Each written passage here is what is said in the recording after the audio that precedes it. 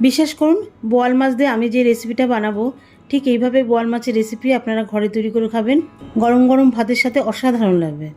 সম্পূর্ণ আলাদাভাবে নতুন উপকরণে তৈরি করব। রেসিপিটা আপনারা পুরোটা দেখবেন, আশা করি ভালো লাগবে।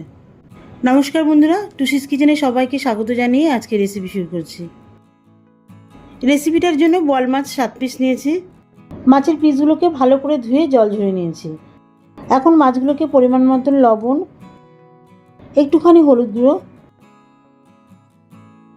শেষে 1.5 চামচের মতন সর্ষের তেল দিয়ে মাখিয়ে নিচ্ছি।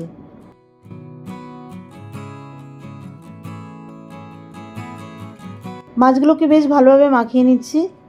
আর তেল দিয়েছি যেহেতু এটা আশিন মাছ, ভাজার সময় ফাটতে পারে, একটুখানি তেল দিয়ে মাখিয়ে নিলে ভাজার সময় ফাটবে না।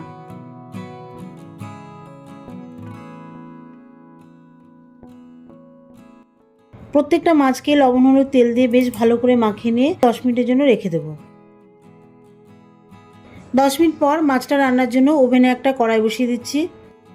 মাছটা ভাজার জন্য পরিমাণ মতন তেল দিয়ে দিচ্ছি।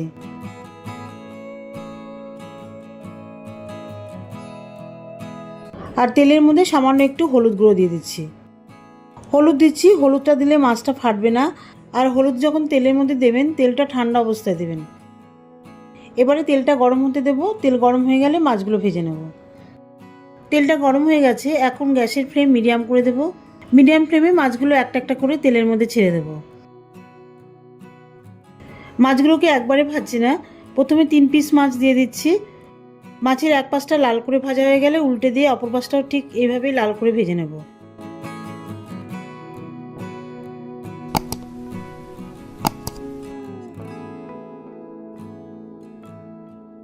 এইভাবে মাছের সব সাইড ভালো করে ভাজা হয়ে গেলে মাছগুলোকে তুলে নেব।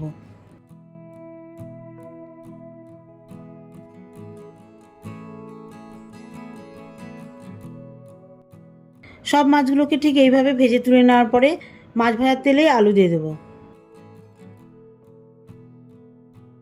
আলুর মধ্যে সামান্য পরিমাণ লবণ আর হলুদ দিয়ে আলুগুলোকে বেশ ভালোভাবে ভেজে নেব। মাছের পিসগুলো যেহেতু বড় বড়, সেই জন্য আলুগুলোকেও বড় বড় ডুমো ডুমো করে কেটে নিয়েছি। মাংস রান্না করতে গেলে আমরা যেভাবে আলু কাটি ঠিক সেইভাবে আলুটা কেটেছি। এতে মাছের সঙ্গে দেখতেও ভালো লাগবে আর সেদ্ধও ঠিকঠাক মতন হবে। আলুগুলো গলে জলের মধ্যে মিশবে না। আলুগুলোকে বেশ লাল করে ভেজে তুলে নেব। এই তেলেই আমি পুরো গ্রেভিটা তৈরি করছি, আর কিন্তু এক্সট্রা তেল দিচ্ছি না। ফোড়ন দিচ্ছি 1/2 চা চামচের মতন সর্ষে আর 2টো শুকনো লঙ্কা। শুকনো লঙ্কা আর সর্ষেটা বেশ ভালো করে ভেজে নিচ্ছি, যাতে এর মধ্যে থেকে পুরোপুরি একটা সুগন্ধ আসে। ফোড়ন ভাজার সাথে সাথে দিয়ে দিচ্ছি পেঁয়াজ। পেঁয়াজটা কুচি কুচি করে কাটিনি, ডুমো ডুমো করে কেটেছি, যাতে রান্নার সময় পেঁয়াজটা পুরোপুরি গলে না যায়। পেঁয়াজটাকে হালকা বাদামি করে ভেজে নেব।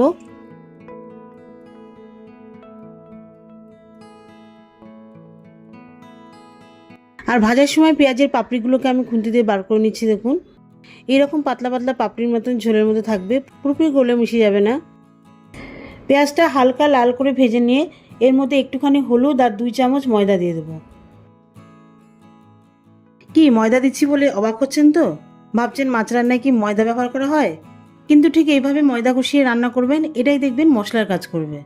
আর সবার শেষে যে উপকরণটা দেবো তার জন্য তো পুরো গ্রেভিটার স্বাদটাই আলাদা হয়ে যাবে।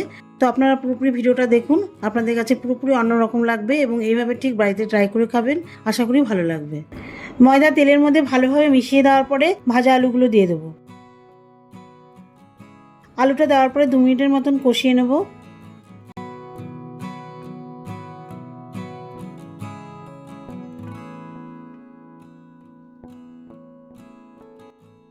আলুটা কষানো হয়ে গেলে পরিমাণ মতন জল,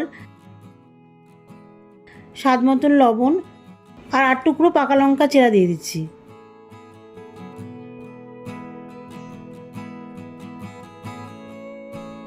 সব কিছু ঝোলের মধ্যে মিশিয়ে দেওয়ার পরে ঢাকা দিয়ে দেবো আলুটা সেদ্ধ হওয়ার জন্য। ঢাকনা 5 মিনিট পরে তুলে নিচ্ছি। এখন একটা একটা করে ভাজা মাছগুলো ঝোলের মধ্যে দিয়ে ভালোভাবে মিশিয়ে দেবো।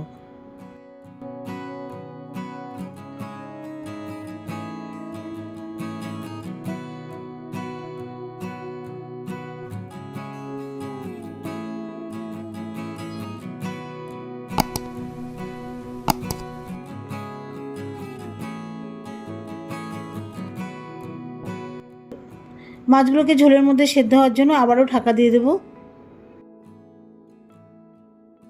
ঢাকনা 5 মিনিট পর তুলে নিচ্ছি। মাছগুলো বেশ ভালোভাবে ঝোলের মধ্যে সেদ্ধ হয়ে গেছে, আর এই স্বাদটাও ঝোলের মধ্যে চলে এসছে। সবার শেষে 1 চামচ কাসুন্দি, 1 চামচ মতন ভিনিগার দিয়ে দেবো। কাসুন্দি আর ভিনিগার ঝোলের মধ্যে বেশ ভালোভাবে মিশিয়ে দেবো, যাতে কাসুন্দির ফ্লেভারটা পুরোপুরি ঝোলের মধ্যে পাওয়া যায়। আর ভিনিগার দিচ্ছি যাতে বোয়াল মাছের যে একটা গন্ধ আছে, ভিনিগারটা দিলে পুরোপুরি চলে যাবে আর স্বাদটাও বাড়াবে। তাহলে বন্ধুরা দেখতেই পারলেন আমি কিন্তু অন্যরকম মশলা দিয়ে পুরোপুরি করলাম, কোনো রকম জিরে বাটা, লঙ্কা গুঁড়ো এইসব কিছুই ব্যবহার করিনি। ঠিক এইভাবে এইরকম উপকরণ দিয়ে রান্না করবেন, দারুণ লাগবে খেতে।